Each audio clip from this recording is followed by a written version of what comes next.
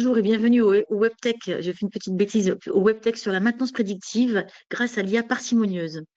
Le dernier WebTech de l'année va réunir deux grands speakers que je vais vous présenter à l'instant. On fera un petit focus également sur le financement. On a voulu aujourd'hui faire un dernier WebTech donc, en laissant place largement à l'innovation et à la sobriété numérique et en mettant en avant quelque chose, des cas d'usage très concrets de maintenance prédictive, notamment chez des grands industriels, grâce à cette IA frugale. Cette IA frugale, ces modèles plus légers, plus intelligents, s'imposent comme des leviers stratégiques pour des grandes industries, des grands industriels, et avoir des industries plus performantes et plus durables. Alors, nous avons la chance d'accueillir pour ce WebTech d'abord deux collègues de Actantis qui nous feront un petit focus sur le financement des derniers appels à projets IA, des appels à projets plus humbles, on va dire, plus modestes, mais des gros appels des gros projets IA d'envergure. Ça durera quelques minutes, à peu près 4-5 minutes. Et ensuite, on laissera la parole à nos deux speakers, nos deux intervenants, Nicolas Gardan de Xilab et, alors pas Éric Mongeant, puisqu'il vient d'être remplacé par Mathieu Cos de Adagos. Et ils nous feront justement un petit détail, un petit focus sur des cas concrets. Ils nous feront... Nous ferons un petit focus sur des cas concrets intégrés chez différents grands noms. Alors, nous avons à l'écran, vous devez le voir, Mathieu Cos, CTO de Adagos, qui va se présenter. Bonjour Mathieu. Bonjour, bonjour à tous. Et merci donc de remplacer aussi Éric Bongeant, je crois qu'il était prévu à l'origine. Et puis Nicolas Garda, donc CEO de Xilab, qui vient de rejoindre d'ailleurs le pôle Actantis, qu'on est ravis d'accueillir. Et puis Marielle Campanella. Bonjour Marielle. Oui, bonjour à tous. Bonjour et Nadira Lepagno. Et bonjour à tous. Alors, sans plus attendre, un petit focus sur un nouvel appel à projet, enfin, nouvelle AMI plus exactement. Marielle va nous l'expliquer sur justement ces gros projets d'envergure autour de l'intelligence artificielle qui peuvent vous intéresser. Marielle, je te désigne. Maintenant, je vais passer les slides, je ne te désigne pas présentateur, je te laisse la parole. Oui, merci beaucoup. Bonjour à toutes et à tous. Effectivement, nous voulions proposer ce matin une présentation assez rapide de l'appel à manifestation d'intérêt national lié à ce qu'on appelle le futur projet important d'intérêt européen commun, ce qu'on appelle le PIEC, sur l'IA. Donc d'abord, quelques éléments sur ce qu'on appelle un PIEC, puisque c'est une modalité un peu particulière. En fait, les PIEC sont des dispositifs européens d'exception qui permettent aux États membres de soutenir des projets industriels majeurs grâce à un régime dérogatoire d'aide d'État, qui est plus souple que le cadre habituel lorsqu'on en a pour des financements nationaux. Donc l'objectif ici, c'est de pouvoir permettre des investissements importants de très grande ampleur qu'aucun partenaire individuellement ne pourrait mener seul. Et l'idée, c'est qu'un PIEC regroupe en fait plusieurs États membres autour d'une feuille de route européenne commune pour des projets d'entreprise intégrés, sélectionnés par chaque État membre, et permettant ensuite de mettre en place des collaborations transnationales entre les acteurs européens impliqués, et ensuite de mettre en place des financements publics nationaux qui sont notifiés et autorisés à la Commission européenne. Donc, c'est un mécanisme qui a déjà été utilisé à plusieurs reprises dans le domaine, par exemple, des batteries, de la microélectronique, de l'hydrogène, afin de pouvoir structurer des filières stratégiques européennes et donc renforcer la souveraineté technologique et la compétitivité de l'Union européenne. Donc, spécifiquement, le PIEC IA a pour ambition de bâtir un écosystème complet autour de l'IA afin de pouvoir accélérer l'innovation et réduire les dépendances technologiques extra-européennes et favoriser l'accès à toutes les entreprises européennes, PME comprises, à des technologies d'IA qui seraient performantes et même souveraines au niveau européen. Donc l'idée ici, c'est de pouvoir contribuer au développement de capacités de R&D de pointe, renforcer les infrastructures nécessaires à l'entraînement des modèles d'IA et structurer toute une chaîne de valeur européenne de l'IA, donc depuis le cloud jusqu'au usage industriel. Donc, vous voyez sur la partie basse du slide les 8 périmètres, les 8 axes principaux du PIEC, de PIEC IA qui ont été retenus au niveau européen parmi les 13 États membres qui sont partenaires dans cette initiative-là. Et en fait, la France se concentre en particulier sur les axes qui sont indiqués en gras, Donc, les modèles de fondation, les infrastructures cloud, la donnée, l'IA as a service, les cas des industriels et l'intégration l'IA dans les réseaux de télécommunications. Donc, sur le prochain slide, quelques points sur les objectifs spécifiques de l'AMI. Fabienne, est-ce que tu peux passer au prochain? Merci. Donc, cet AMI, en fait, c'est important, n'accorde pas de financement pour le moment. Il vise à préparer le futur PIEC IA. Et donc, cet AMI est lancé par l'État, par la DGE, la Direction générale des entreprises. Et la DGE ici souhaite donc notamment obtenir une vision exhaustive du potentiel d'investissement des acteurs français de l'IA. La DGE voudrait aussi pouvoir recueillir les contributions des entreprises qui sont intéressées par un rôle de participant direct, de participant associé ou de participant indirect dans ce PIEC IA, afin de pouvoir ensuite alimenter la conception de projets européens intégrés. Et l'objectif de la DGE est aussi d'identifier les entreprises qui pourraient participer à un matchmaking européen avec les États membres qui sont partie prenante dans l'initiative, qui est prévue en mars 2026. Donc, les projets qui sont attendus doivent être, en fait, s'inscrire clairement dans les actes technologiques présentés précédemment, en présentant une innovation majeure qui dépasse l'état de l'art mondial et comporter en fait des activités de R&D et éventuellement un premier déploiement industriel. Les projets doivent être réalisés en France en incluant des perspectives de collaboration transfrontalière. Et ils doivent contribuer donc à la souveraineté européenne technologique et la mise en place d'une chaîne de valeur résiliente. Les projets doivent être collaboratifs et donc dans le cahier des charges, je vous ai demandé de préciser les partenaires français que vous envisagez, également les partenaires européens, à la fois déjà identifiés et ceux à rechercher dans le cadre du matchmaking. Et point important, il faut que les projets soient d'une taille significative avec une assiette de travaux qui est au minimum de 5 millions d'euros. Donc, le calendrier est celui que vous avez là sur l'écran. L'AMI est ouvert depuis la mi-novembre. Un webinaire d'information a eu lieu hier organisé par la DGE. Vous avez les informations sur le lien ici présent. La date de clôture est fixée au 30 janvier à midi et les sélections se feront d'ici la mi-février et la DGE sélectionnera donc les entités qui ont candidaté pour participation ensuite au matchmaking européen qui est prévu au mois de mars 2026. Donc, toutes les informations sont présentes sur le lien qui est indiqué ici. Je pense que vous aurez les slides après. Vous y trouverez le cahier des charges complet ainsi que les modalités de candidature. Et bien entendu, on reste à votre disposition si vous avez des questions, si le dispositif vous intéresse. Voilà. Merci à vous. Je te repasse la main, Fabienne. Merci Marielle. J'en profite pour dire à nos auditeurs de poser des questions. Bon, n'hésitez pas dans le module questions à Marielle. Hein. Tu seras disponible pour la session questions-réponses, Marielle, en fin de webinaire. Oui, hein, oui, on sait jamais. Oui. Et puis peut-être que Mathieu aussi et Nicolas qui sont avec nous sont peut-être aussi intéressés par cet appel, enfin cet AMI plus exactement, je ne sais pas. Voilà. Et on va passer maintenant à un autre appel à projet plus local, mais non moins inintéressant, puisque il provient de il fait partie de la stratégie nationale de l'IA et il a émergé aussi suite au sommet de l'IA qui a eu lieu en février 2025 à Paris, où l'Inde était un des pays invités. Et Nadira, si tu veux bien nous en dire un peu plus, cette fois c'est un appel à projet et pas un AMI.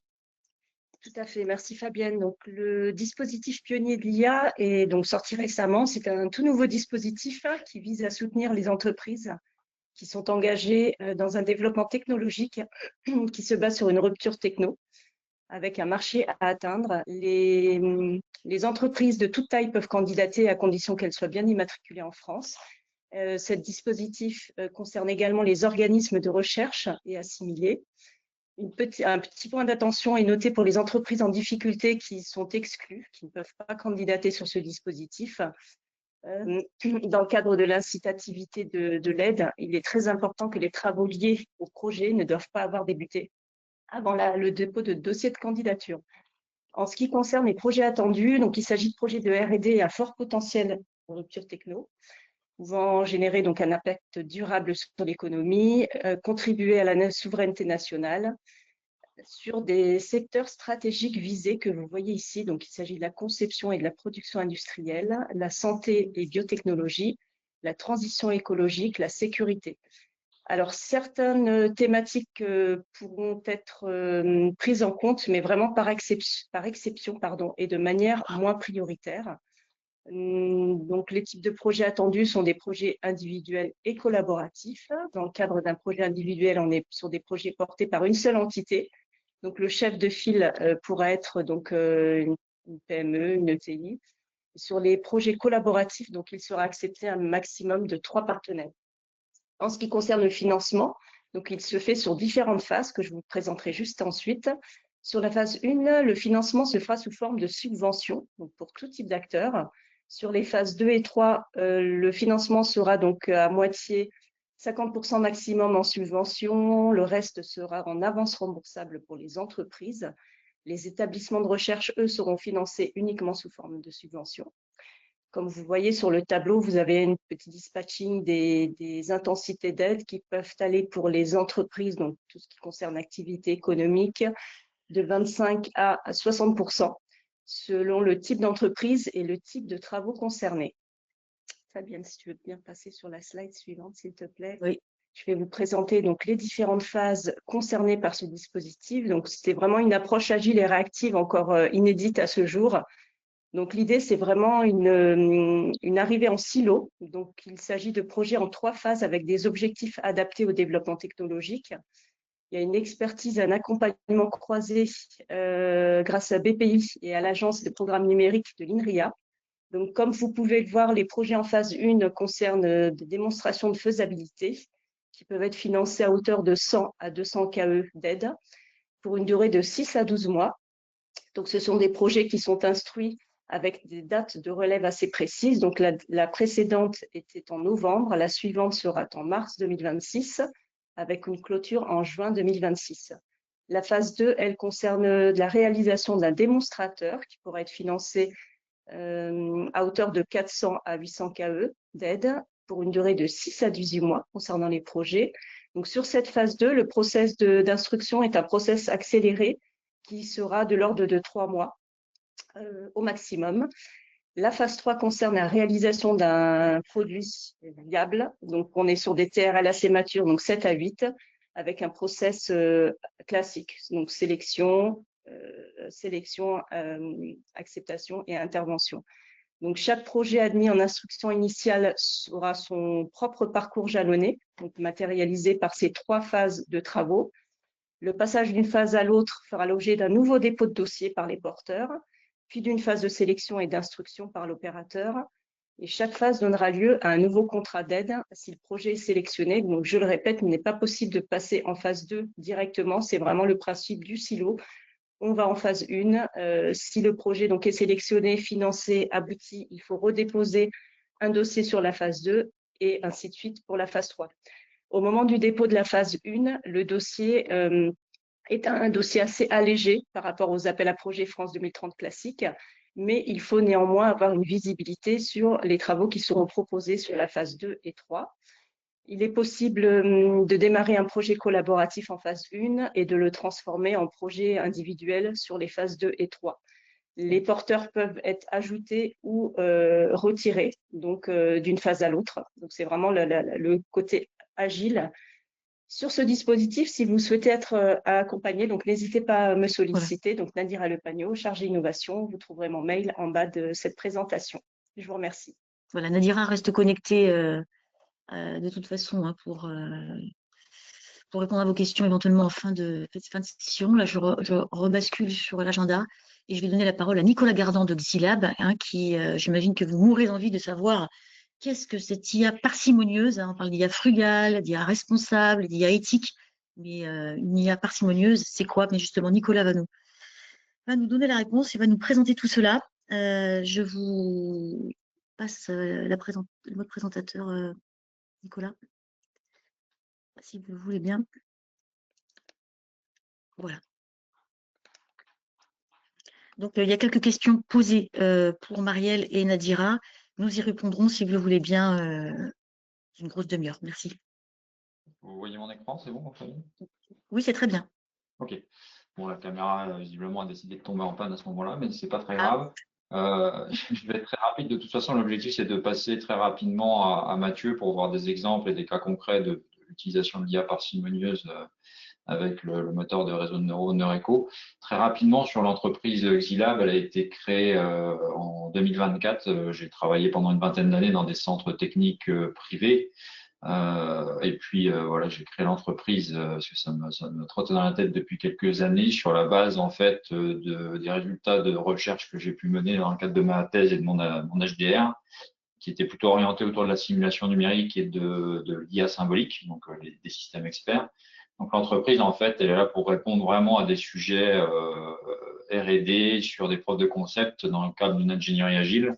On essaye d'être frontalement, on va dire, contre des entreprises de type bureau d'études, mais des très très grosses qui ont du mal à de répondre à ce type de problématiques, où il faut plutôt des petites entités agiles qui soient capables d'apporter de l'innovation de rupture, d'une vision un petit peu différente. Donc on développe des modèles, de la méthodologie autour de la R&D sur principalement de la simulation numérique mécanique des fluides et sur effectivement l'IA parcimonieuse dont on va parler juste après. Et notre objectif au final, c'est de livrer finalement les modèles développés et les outils, de former les gens et de passer finalement à d'autres problématiques, parce que c'est ce qui nous botte et nous intéresse. C'est pas forcément de faire du service. Alors si effectivement on bascule sur le côté IA parcimonieuse, donc nous on a entendu parler de l'IA parcimonieuse dans le cadre de l'atelier IA simulation de l'association Mikado. C'est un atelier de rencontre où on se retrouve entre plusieurs experts spécialistes sur le thème de l'IA. Et donc lors d'une conférence, on a entendu parler de Neureco. Donc ça se base vraiment sur le principe d'Occam, hein, c'est un principe philosophique entre plusieurs explications possibles d'un phénomène. Eh ben, c'est la plus simple qui doit être préférée. C'est un principe heuristique, hein, c'est pas du tout une loi absolue. Donc l'IA parcimonieuse ou frugale, elle va privilégier finalement l'utilisation minimale de données ou de ressources computationnelles. Donc d'un point de vue aussi énergétique, c'est extrêmement intéressant parce qu'on est capable d'obtenir des performances élevées tout en embarquant les modèles, en embarquant finalement le moteur de réseau de neurones. Donc on est vraiment dans le cadre du jumeau numérique. On parle souvent de jumeau numérique, mais là on est capable de le faire parce que les systèmes sont installables sur des petits ordinateurs. On les fait fonctionner même sur des ordinateurs portables. Et derrière, on peut vraiment parler de jumeaux numériques. Donc il faut forcément des données en entrée. Mais le fonctionnement de base de ce type de modèle, c'est de pouvoir travailler sur des lois physiques, c'est-à-dire que ça ne va pas être des modèles qui vont être très performants ou très utiles quand on fait de l'analyse d'images, par exemple, ou de vidéos. On est vraiment sur des lois physiques où il faut un lien de cause à effet. Par rapport aux PINs dont vous avez déjà dû entendre parler, où il y a aussi des développements en IA parcimonieuse. Le moteur d'IA, la fabrique de réseaux de neurones de Datagos que vous allez voir après, et intègre finalement les lois physiques directement dans l'architecture et pas dans les résidus. Donc ça donne un modèle extrêmement intéressant. Et couplé à des connaissances métiers, on est capable de l'utiliser dans beaucoup de domaines. Donc voilà, c'était très rapide. Vraiment, l'objectif, c'est de se concentrer sur les résultats qu'on va pouvoir montrer Mathieu. Et si vous avez des questions en PACA sur Neureco, Xilab, n'hésitez pas à me contacter.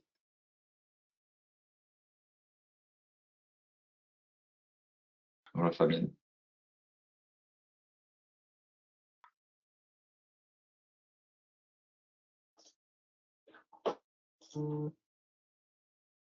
À toi, Mathieu. Je ne sais pas si. Oui, Mon micro est alors coupé. Oui, vous êtes présentateur. Mathieu, si vous voulez me dire quelques mots sur Adagos aussi, vous avez peut-être prévu dans votre présentation. C'est vrai qu'on ne connaît pas.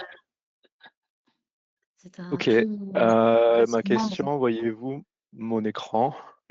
Moi, pas encore, mais Non, il faut peut-être attendre ça va. quelques secondes. Moi, là, je vois pas. Je vois pas de présentation partagée. Ok, je peux recommencer. Sinon, si vous voulez, on fait une petite tentative. Je me remets présentateur. Je vous rebascule en mode présentateur pour que vous ayez le pop-up devant vous, comme vous me dites. Oui, je veux bien, ouais. Ok, on va faire A ça. priori, je peux pas partager. D'accord. Un instant. Donc là, Mathieu, je vous redésigne présentateur et vous devriez avoir ce pop-up. Montrer mon écran. Voilà.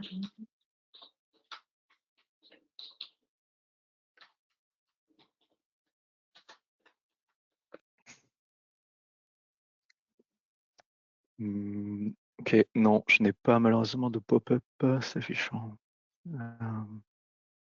Ok, bah, sur mon écran. Vous avez peut-être plusieurs écrans. Sinon, ce qu'on peut faire, c'est que je vais parler peut-être d'Adagos. Moi, je vais essayer de récupérer la vôtre. Je crois que vous me l'avez envoyée ce matin. Exactement, ouais. Ouais, attendez. Donc oui, Adagos, donc c'est une société de 15 personnes. On est donc basé sur Toulouse. On existe depuis 2012, ce qui nous a permis d'acquérir un certain savoir-faire quand même dans le milieu de l'ingénierie. Il faut voir qu'à la base, nous, on est issus de l'Institut de mathématiques de Toulouse, spécialisé dans la modélisation mathématique. Ce qu'on développe donc en interne et ce dont a pu parler Nicolas, c'est une fabrique de réseaux de neurones parcimonieux. Donc une algorithmie très particulière qui s'appelle le gradient topologique et qui va nous permettre donc à chaque étape de construction du modèle de trouver les perturbations optimales de la topologie du réseau à appliquer de manière à augmenter donc les performances du réseau, ces performances prédictives en généralisation. Alors Fabienne, y a-t-il du nouveau côté image? Ce serait pas mal de pouvoir basculer. Vous devriez pouvoir voir la présentation.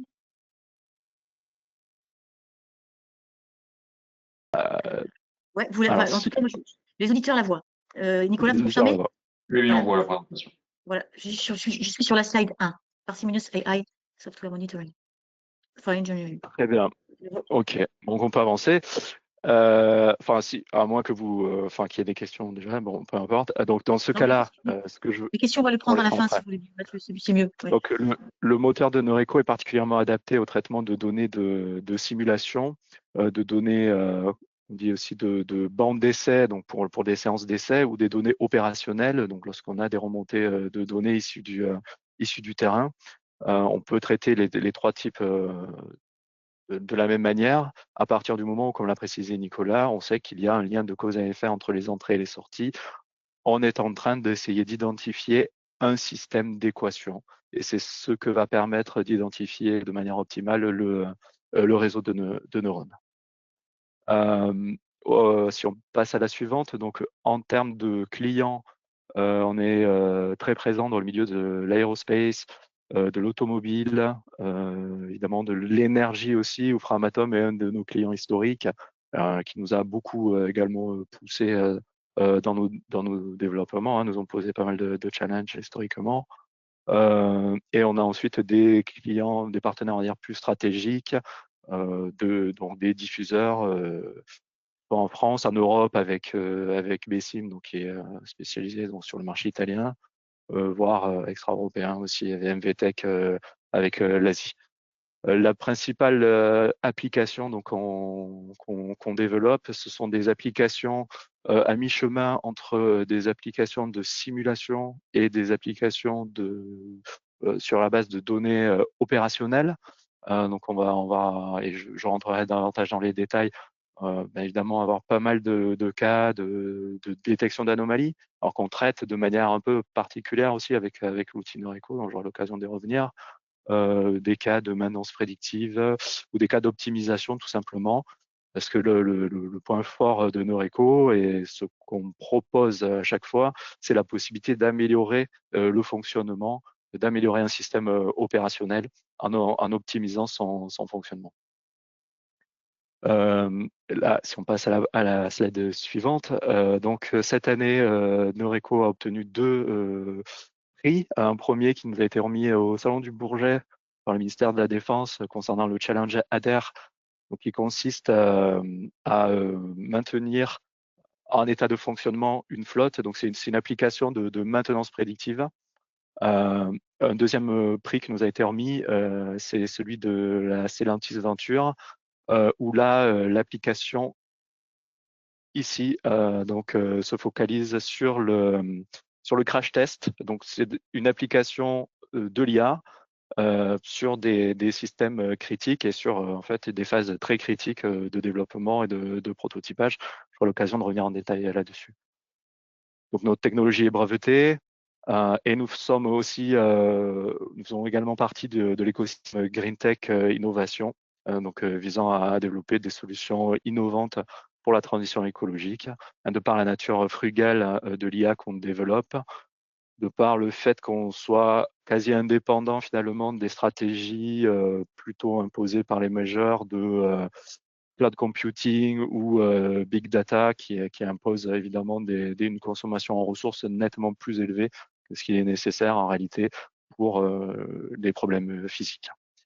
Donc, si on passe à la suivante, en différenciateur, forcément, nous, on construit à Dagos des modèles qui sont parcimonieux, ce qui veut dire qu'on va sur des cas tests, on va dire connus de l'état de l'art, permettre de réduire drastiquement les besoins en ressources de calcul pour le traitement du réseau, mais également forcément les ressources nécessaires pour son déploiement et son utilisation en conditions réelles. On a cette courbe-là, on va réduire en général d'un facteur 1000 pour des niveaux de performance identiques les besoins en ressources et en mémoire. Donc pour un modèle donné, ces facteurs de réduction peuvent aller beaucoup plus haut lorsque les modèles initiaux sont beaucoup plus grands. Si on passe à la suivante et qu'on passe donc au gain, Noreco, c'est avant tout on va dire trois axes sur lesquels on permet donc à nos clients de réaliser des économies, que ce soit en temps ou en coût. L'avantage et la grande force de la parcimonie, forcément, c'est qu'elle requiert moins de données pour être entraînée. Il y a beaucoup de domaines dans lesquels la production de la donnée est critique. En fait, c'est le big data, c'est vrai dans certains domaines, mais dans le domaine de l'ingénierie, ce n'est pas forcément vrai. La donnée, si elle est issue de la simulation, elle coûte en ingénieur simulation, en ressources de calcul. Si la donnée est issue de bande d'essai, une séance bande d'essai s'organise, coûte aussi en personnel. C'est de la donnée qui est très précieuse et qui est en général très très rare. Et un autre point, c'est que dans le milieu de l'ingénierie, la donnée a une durée de vie qui est beaucoup plus limitée que ce qu'on peut retrouver dans certains domaines. Lorsqu'on passe d'un design à un autre ou qu'on change une approche en changeant de type de matériaux, etc., qu'on veut utiliser, la donnée qui a pu être générée avant n'est pas nécessairement réutilisable dans ces contextes-là. On a beaucoup de... c'est le premier axe, mais qui est très, très important en pratique dans l'industrie. Le second, c'est que Noreco est entièrement automatique, ce qui fait qu'à partir du moment où le dataset est constitué, l'apprentissage va se réaliser automatiquement. On n'a pas nécessairement un besoin de compétences en IA du côté des clients pour pouvoir utiliser Noreco pour les applicatifs. D'ailleurs, c'est un outil qu'on a pensé pour le mettre à disposition des ingénieurs métiers, donc ceux qui sont au plus près du système, qui veulent améliorer, qu'ils veulent optimiser. Ce sont ceux qui sont au plus près, soit de la donnée, soit de la simulation, donc qui génèrent la plupart du temps eux-mêmes les données de simulation, ou qui récoltent eux-mêmes les données, que ce soit sur bande d'essai ou en opérationnel.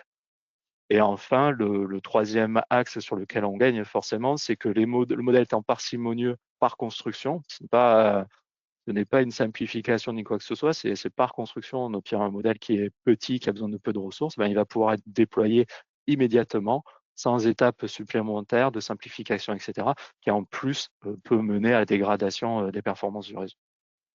Et enfin, le troisième point, donc c'est la facilité d'usage de Noreco. Donc, si on avance encore un petit peu dans la présentation, c'est que Noreco permet une approche également 100% de no code. Donc on a aussi beaucoup de clients qui ne sont pas forcément programmeurs, qui n'ont pas forcément envie d'utiliser des API Python par exemple, c'est un peu l'état de l'art en IA pour travailler. Donc on fournit avec Noreco une GUI qui va permettre de guider en fait l'utilisateur du début de la préparation des données à l'export du modèle final, et tout sans nécessiter le moindre codage, juste en appuyant sur le bouton build, quoi. Très bien. Si on passe à la présentation suivante, donc Noreco, c'est une plateforme qui permet de customiser des applications donc en fonction du contexte, en mettant en commun des expertises, une expertise de métier côté ingénierie, donc côté client pour nous, et notre expertise également, à savoir les bonnes pratiques d'utilisation de Noreco d'abord, et puis un peu plus générique aussi de par notre expérience sur, par exemple, des problématiques de maintenance prédictive. Le cœur de l'algorithme, donc c'est ce qu'on appelle le tabular, donc ce que vous avez vu dans l'animation de Nicolas, donc qui va permettre d'optimiser la forme d'un réseau, enfin, la topologie pardon d'un réseau. Cette technologie est au cœur ensuite des briques supplémentaires donc que l'on appelle donc la brique dynamique, donc qui permet le traitement des séries temporelles, donc de créer des modèles parcimonieux, prédictifs dans le temps, avec de très bonnes propriétés de prédiction à long terme. Et le dual, donc notre module fréquentiel, qui lui est plutôt adapté au traitement de réponses en fréquence, que ce soit d'antennes ou de systèmes mécaniques. Ces deux modèles-là, en plus d'être parcimonieux, sont physiques informes, c'est-à-dire qu'on sait qu'on est en train de traiter des systèmes physiques, donc on est capable de mettre des contraintes supplémentaires sur la topologie des réseaux qu'on identifie, de manière à garantir des propriétés physiques de tout système réel, quoi. On sait que tout système dynamique, par exemple, est stable au sens de Lyapunov, c'est une propriété mathématique qu'on injecte en dur dans les réseaux, de manière à garantir ces propriétés-là, sans pour autant demander une expertise côté client, à savoir renseigner rigoureusement quelles pourraient être les équations satisfaites, sachant qu'en pratique, c'est jamais possible, puisque chaque équation dépend de paramètres. Si on passe à la suivante. Oui, alors j'ai une petite proposition à vous faire, si vous voulez, Mathieu. Il y a Nicolas qui a votre présentation PPT avec les liens vidéo, qui me propose de prendre le relais pour présenter, puisque vous ne pouvez pas le faire. Ça vous va? Ah, c'est excellent, merci. Ok. Un petit instant, quelques secondes, vous pouvez continuer à parler. Nicolas, je vous désigne présentateur et ça devrait marcher. C'est bon, Mathieu, tu vois? Ouais, c'est parfait, parfait. Ouais. Super. Alors, on peut passer à la suivante pour essayer maintenant de préparer, enfin de vous permettre de situer en fait les applications de Noreco, donc, qui est essentiellement là, on va voir que ce soit dans le design ou dans la maintenance, dans le maintien en fonction, on va dire, en fonctionnement d'un système. Ce qui est assez pratique pour situer Noreco, c'est de repartir de, on va dire, la base, on va dire le développement en cycle en V appliqué à l'ingénierie. Donc, selon le contexte et selon les interlocuteurs, on arrive quand même assez facilement à se situer dans ce cycle en V. La partie gauche du cycle en V, c'est une partie gauche qui consiste à designer. C'est le domaine de la simulation. Là, en général, on n'a pas encore de produit, on n'a pas de système réel. On réalise des simulations de manière à prédire les réponses du système. Donc, je sais pas, par exemple, optimiser la déformation d'une pièce qui serait sollicitée. Ça, ce sont ce qu'on appelle la partie upstream. L'étape suivante consiste à créer un prototype. Une fois que le design est calé d'un point de vue simulation, on passe au prototype, on commence à pouvoir déjà récolter de premières données sur notre système et éventuellement itérer. Une fois que le proto valide le design, là on passe à la phase de production. Donc on a un produit sur lequel on peut faire des tests, qu'on va fabriquer et qui ensuite va rentrer en opération, donc sur lequel il y aura tous ces enjeux de maintenance, etc. Ce dont il faut être conscient, et c'est comme ça que moi ça m'a été enseigné il y a une dizaine d'années, c'est le coût du changement. Donc c'est cette courbe bleue qu'on voit. Lorsqu'on est dans le domaine de la simulation à gauche, le coût du changement, même s'il existe, parce qu'il faut quand même relancer des calculs, etc., c'est tout à fait vrai, mais il est quand même bien moindre que sur un système qui est déjà opérationnel, qui aurait été designé, prototypé, qui serait maintenant utilisé et sur lequel on se rend compte qu'il y a un besoin de maintenance. Donc, il entraîne en général un retour vers les phases de conception pour en améliorer ensuite Donc, ces coûts-là sont énormes. Ce qu'on a vu depuis une dizaine d'années, c'est que avec l'avènement, par exemple, de l'IoT, et la capacité à récolter des données sur les systèmes opérationnels. On peut passer à la suivante, Nicolas, si tu veux bien. On a vu le développement d'applicatifs autres qui permettaient maintenant d'intégrer ces données opérationnelles et donc de créer des applicatifs qui permettaient cette réduction de coûts également dans les systèmes physiques. Si vous pouvez, par exemple, on a eu 6000 avions qui, à cause, là, c'était la semaine dernière, hein, à cause de radiation solaire, ont été immobilisés, donc en cause d'un défaut de blindage, donc de conception en amont, hein, ont été immobilisés.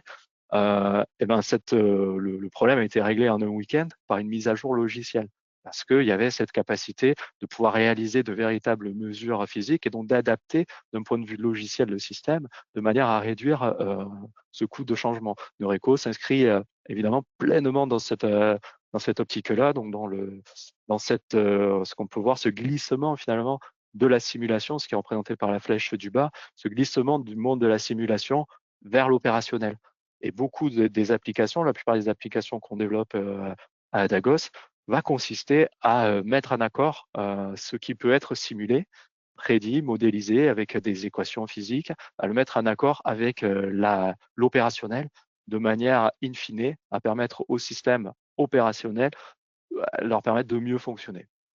On peut passer à la suivante. Et là, je peux, du coup, maintenant qu'on a ce diagramme un peu en tête, balayer certaines applications. Donc, on a l'upstream pur. Donc, ça, c'est ce que permet la simulation et donc ce que permet la modélisation via Noreco dans le monde de la simulation pure.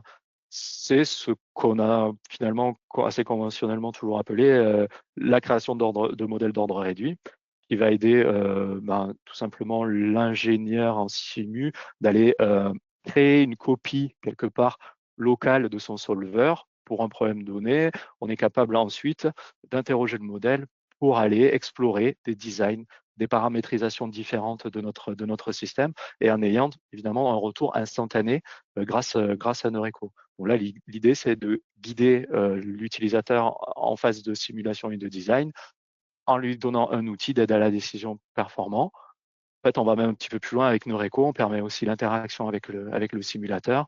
C'est-à-dire que Noreco est capable également, à une certaine étape du processus d'apprentissage, de proposer à l'utilisateur les nouveaux calculs à simuler de manière à créer un jumeau numérique ou une copie finalement du simulateur la plus précise possible. Donc ça, c'est la première étape. Ce sont les applications classiques, on va dire, un peu pré-IoT, pré-hybridation entre simulation et données opérationnelles. Si on passe à la suivante. Voilà, là, on commence à... Alors, c'est juste celle juste avant, s'il te plaît, Nicolas. Ouais.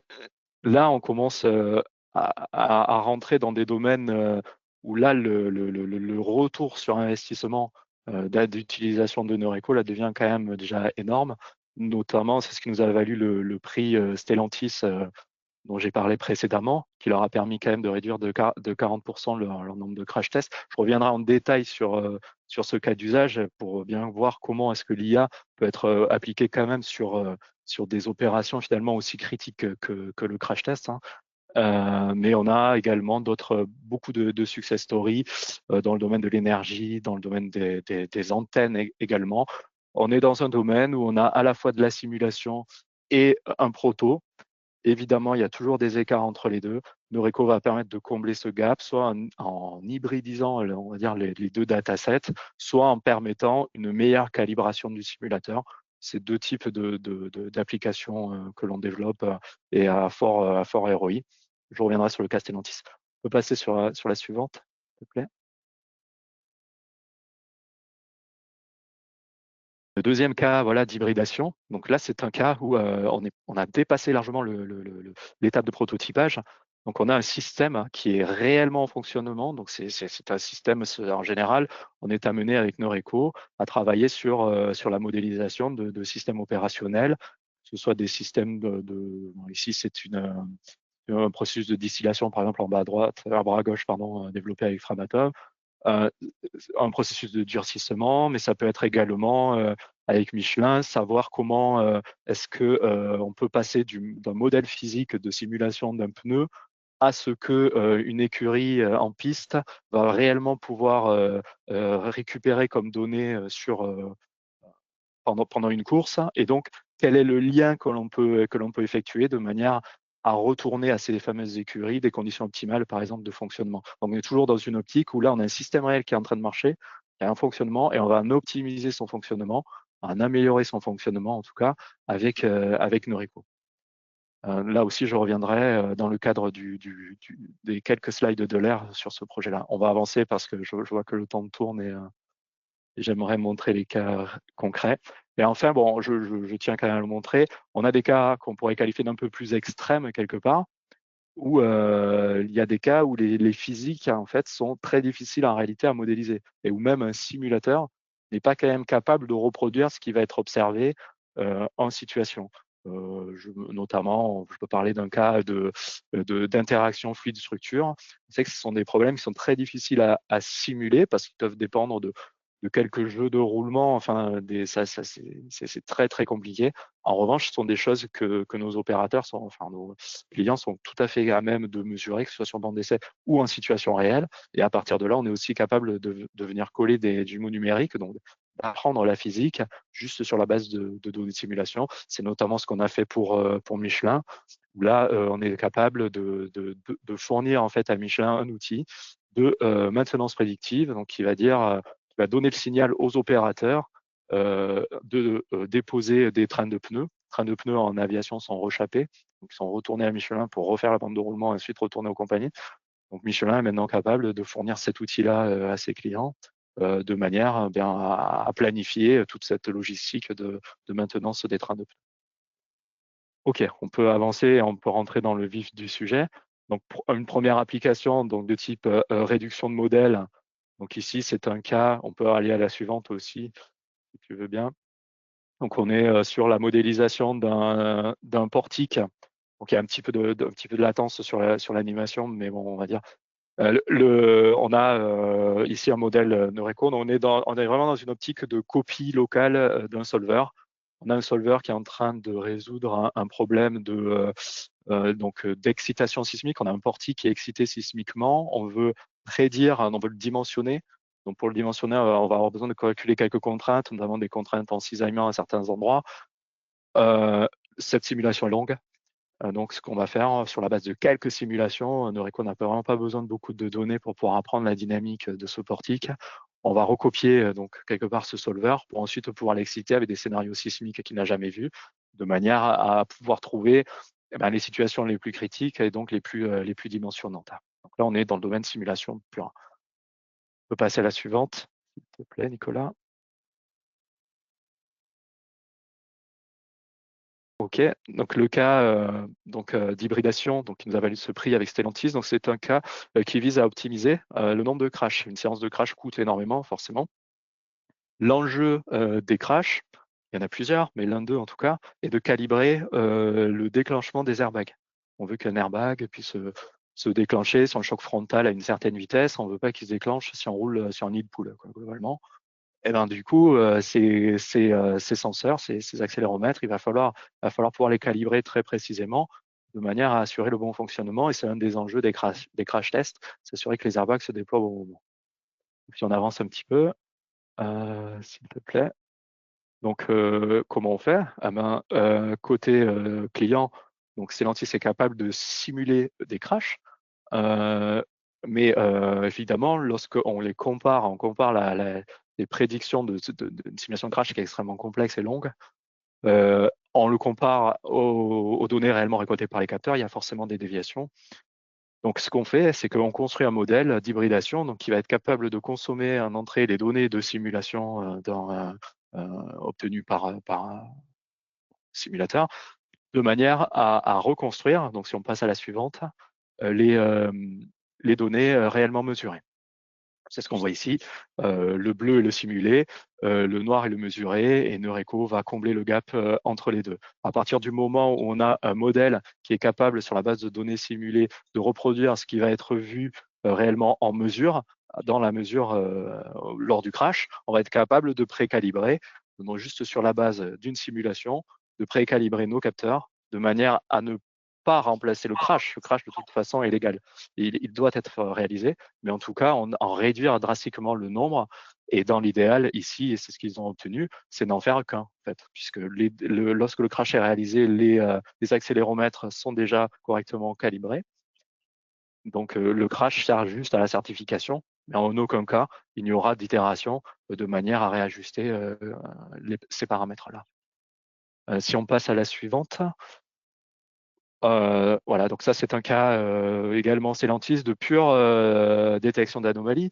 Donc on peut passer encore à la suivante. On est sur des voitures forcément électriques.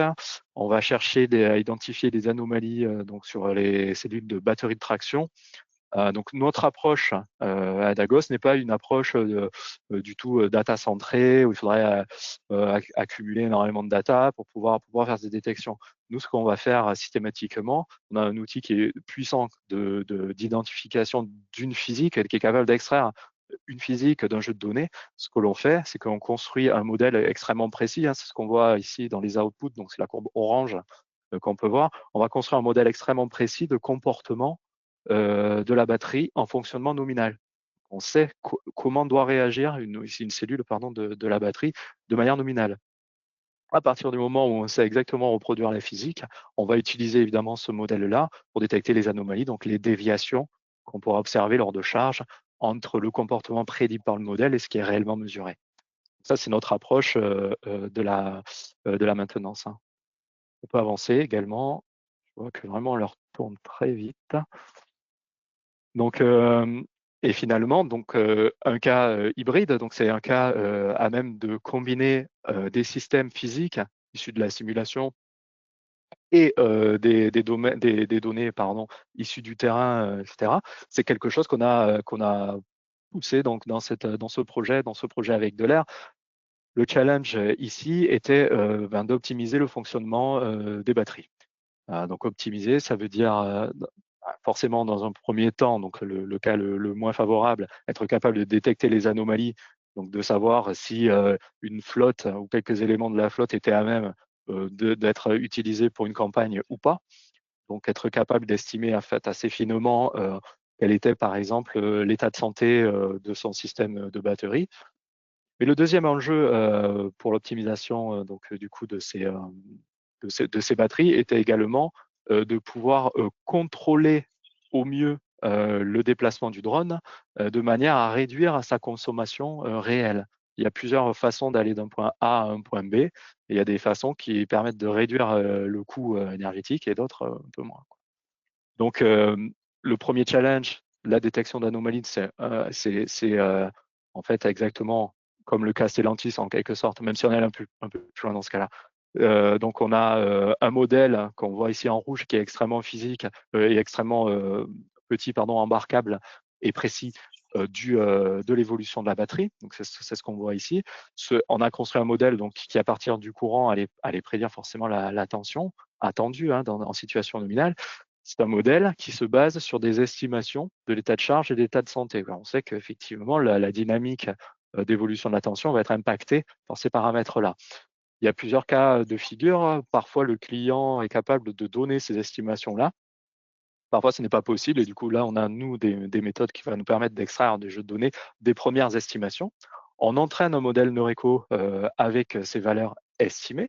Et ensuite, dans une deuxième phase, excuse-moi, donc si on passe à la slide suivante, on va être capable, une fois qu'on a ce modèle très précis basé sur des estimations d'état de santé ou d'état de charge, de venir réutiliser ce modèle lorsqu'on est capable de mettre en face des prédictions du modèle des mesures réelles.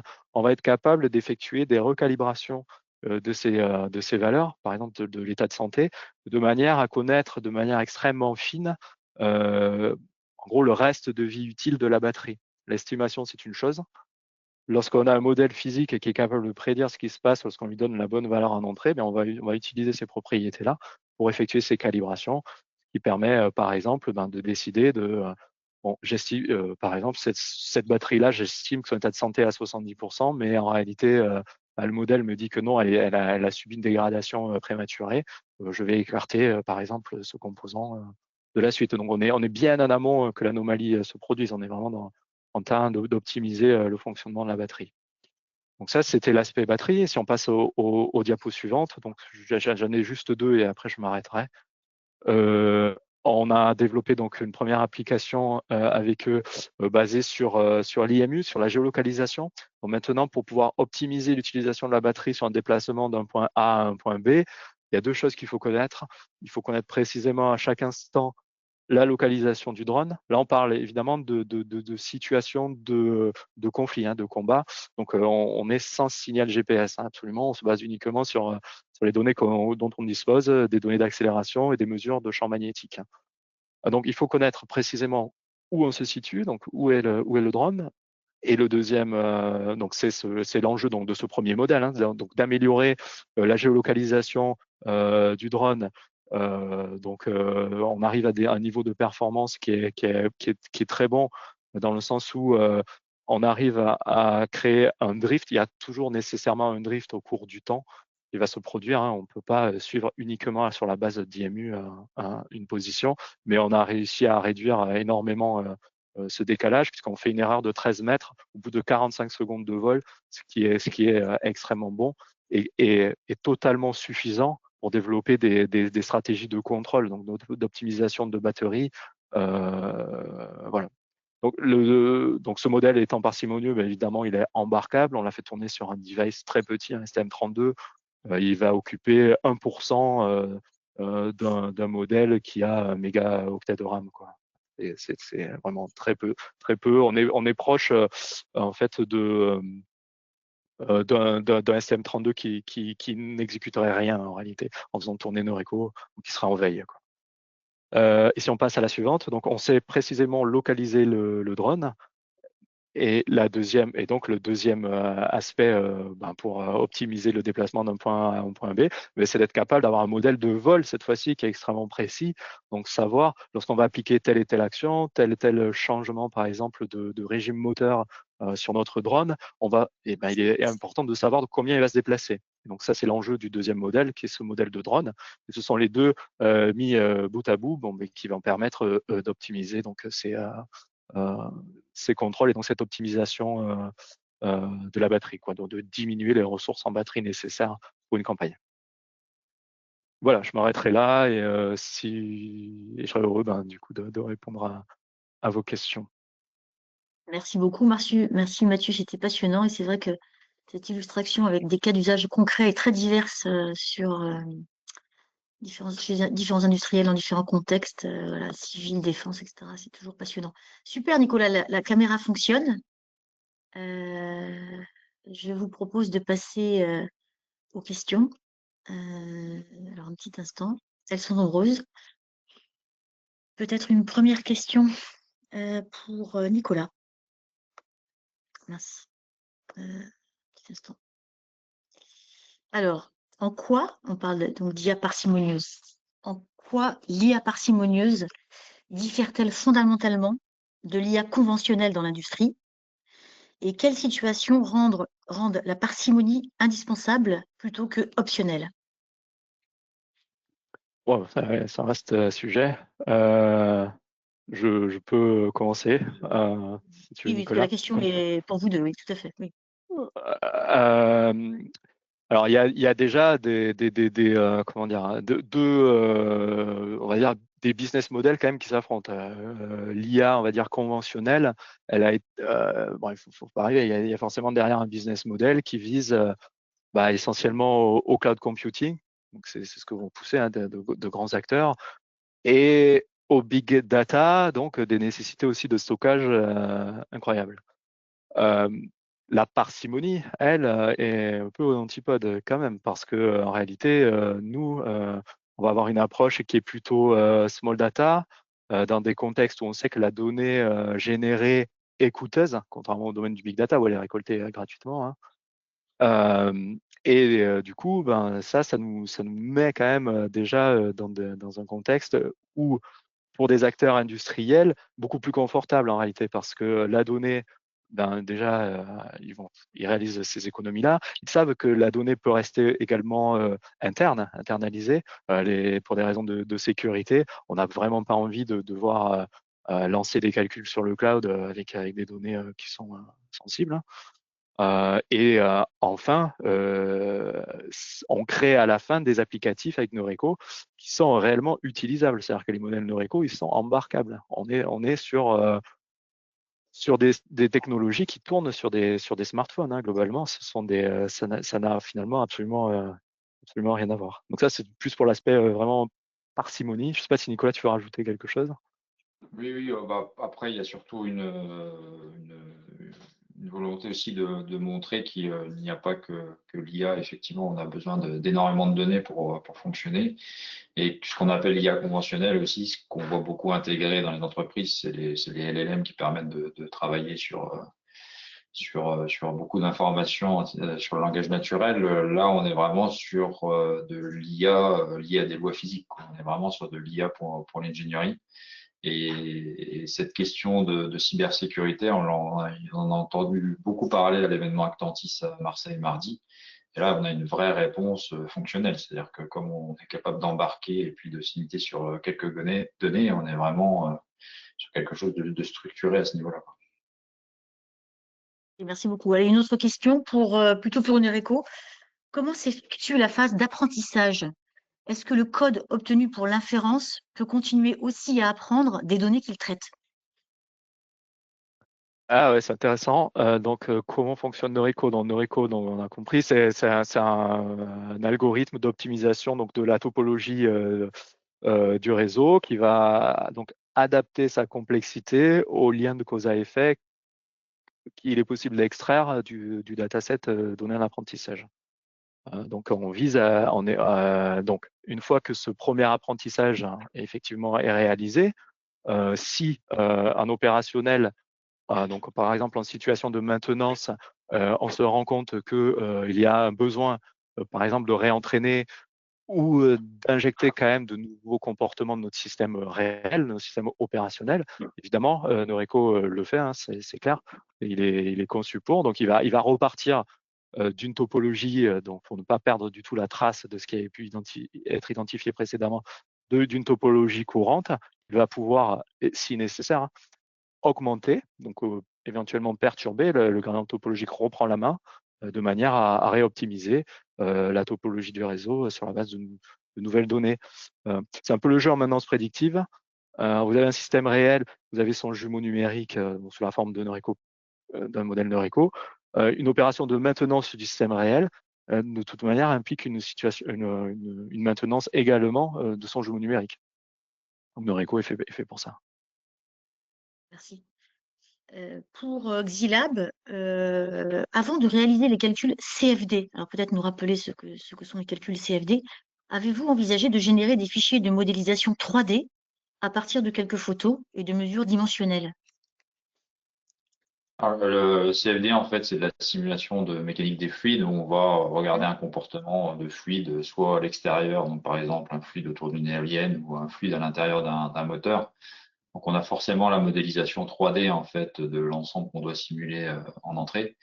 Et ce que l'on fait, nous, avec Noreco sur cette partie de CFD, c'est que les calculs CFD sont très, très lourds. On est souvent sur des calculs, par exemple, sur une analyse thermique d'un comportement d'un échangeur de chaleur. On va être très rapidement sur 5 ou 6 jours de calcul. C'est qu'on a couplé, nous, avec le réseau de neurones de Noreco pour faire un premier calcul très long et on a entraîné le réseau de neurones avec les résultats qu'on obtenait. Et après, on était capable de lancer les calculs entre 1 et 2 minutes sur les entrées et obtenir nos sorties de manière très rapide. Donc, on est capable de faire varier finalement nos paramètres très rapidement sur le réseau de neurones sur la base d'un premier calcul CFD qui est très lourd et très fin. Ok, merci. Pour Mathieu aussi, par rapport au cas Stellantis, quand on fait de la détection d'anomalies avec des modèles physiques, en quoi l'IA intervient? L'IA, pour nous, c'est d'abord notre algorithmie d'optimisation topologique Donc c'est à ce moment-là, on va créer un jumeau numérique d'un système, donc ici d'une cellule de batterie dans son fonctionnement nominal. L'IA, elle, eh bien, on va lui demander, donc c'est exactement ce modèle prédictif, on va lui demander quel est le fonctionnement de ma batterie si tout se passe bien, s'il n'y a pas d'anomalie, si je suis dans une situation nominale. Et on va du coup ensuite détecter, l'IA donc du coup va servir à détecter les déviations entre la situation nominale qui est parfaitement reproduite avec Noreco et ce qui est retourné par le terrain. Une usure prématurée d'une batterie, c'est en général une charge qui tient moins longtemps, donc une chute de tension plus précoce que ce que un modèle d'un système sans anomalie va prédire. Ok, merci Mathieu. Une autre question, elles sont nombreuses, hein. Je ne sais pas si je vais pouvoir toutes les poser, mais celle-ci est aussi intéressante. C'est la différence entre l'IA parcimonieuse et l'IA gourmande. Est-ce que vous avez un ordre de grandeur comparatif sur la qualité, le coût, le délai et l'impact environnemental, donc entre l'IA parcimonieuse et l'IA gourmande? Ouais, bien sûr. Alors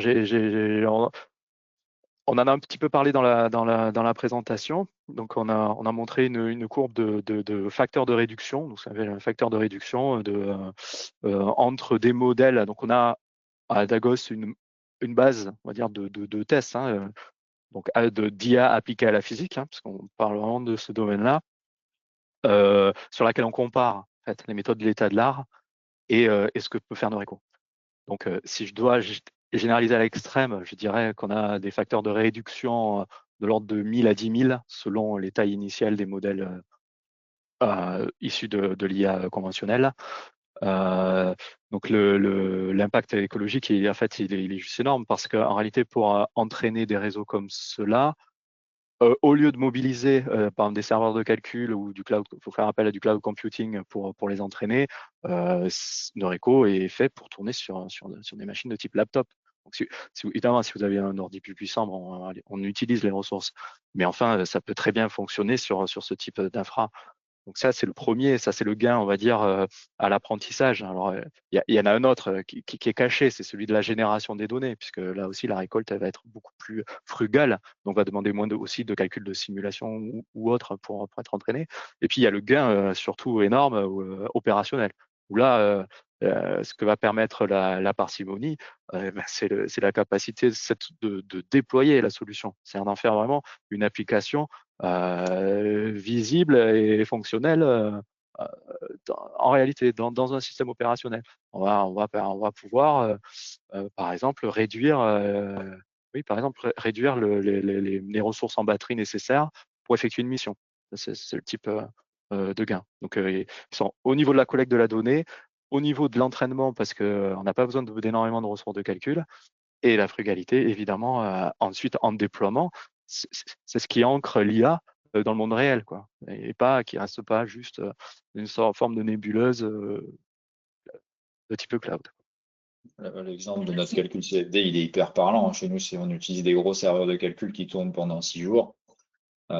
Si on avait dû faire varier nos paramètres, parce qu'il faut qu'on étudie plusieurs variations de paramètres pour avoir différents résultats de calcul, on est censé relancer N fois, je ne sais pas combien, ça dépend de la problématique, mais N fois 6 jours de calcul, alors que là, une fois que notre modèle est entraîné, on l'a fait tourner effectivement, comme l'a dit Mathieu, nous, sur un ordinateur portable, on a nos résultats en 2 ou 3 minutes.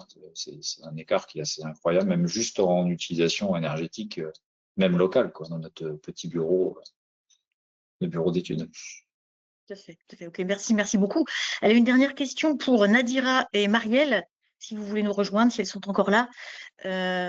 C'est une question très concrète, mais intéressante. Donc, est-ce qu'un candidat au concours AMI doit faire partie du réseau Actantis pour répondre? Et une autre question, est-ce qu'un candidat aussi à l'appel à projet Les Pionniers de l'IA doit faire partie du réseau Actantis pour répondre et se faire accompagner? Je vous laisse toutes les deux y répondre. Marielle, je te laisse Oui, donc, répondre. merci Nadira. Donc, pour la première question, non, il n'est pas du tout nécessaire d'être adhérent d'Actantis pour participer à cette AMI. Pour rappel, cette AMI est lancée par l'État, par la DGE, la Direction Générale des Entreprises. Donc, ça s'adresse à toute entreprise française dans la mesure où son projet cadre avec le cahier des charges. Et il n'y a pas nécessité d'être adhérent à Actantis. Si vous êtes adhérent à Actantis, par contre, n'hésitez pas à revenir vers nous si vous souhaitez qu'on discute de votre éventuelle candidature. Voilà. Je te laisse la parole, Nadira, concernant les pionniers de l'IA. Merci Marielle. Donc, concernant les pionniers de l'IA, effectivement, le projet ne doit pas avoir débuté. En tout cas, les travaux de R&D sur lesquels vous sollicitez du financement ne doivent pas avoir débuté avant le dépôt du dossier. Les dépenses concernent donc tout ce qui est activité de R&D, notamment les frais de personnel, les coûts d'instruments et de matériel utilisés exclusivement pour le projet, en tout cas pendant la durée du projet. C'est très vaste, un coût de recherche contractuel, tout ce qui concerne des brevets achetés ou pris sous licence, des coûts de service et de conseil. On a aussi des coûts de dispositifs d'accompagnement coordonné par l'agence du programme numérique. Donc, c'est très vaste. Le plus important, c'est que donc, les dépenses n'aient pas débuté avant le dépôt du projet. Voilà. On reste sur le principe de l'incitativité de l'aide. Merci à tous pour votre temps. Merci, c'était passionnant encore une fois. Un superbe webtech pour clôturer cette fin d'année. Le prochain, vous le voyez à l'écran en haut à droite, ce sera le 16 janvier, même horaire et même conditions, de 11h à midi, avec Vigeris notamment, entre autres, mais aussi CISEC. Et ce sera sur la cybersécurité embarquée, hein, avec également quelques enjeux et quelques retours d'expérience concrets et des cas d'usage de la vraie vie. Donc le 16 janvier pour le prochain webtech. Merci à tous. Passez une bonne journée, de bonnes fêtes si on ne se revoit pas. Et à très bientôt. Merci. Au revoir. Au revoir. Merci.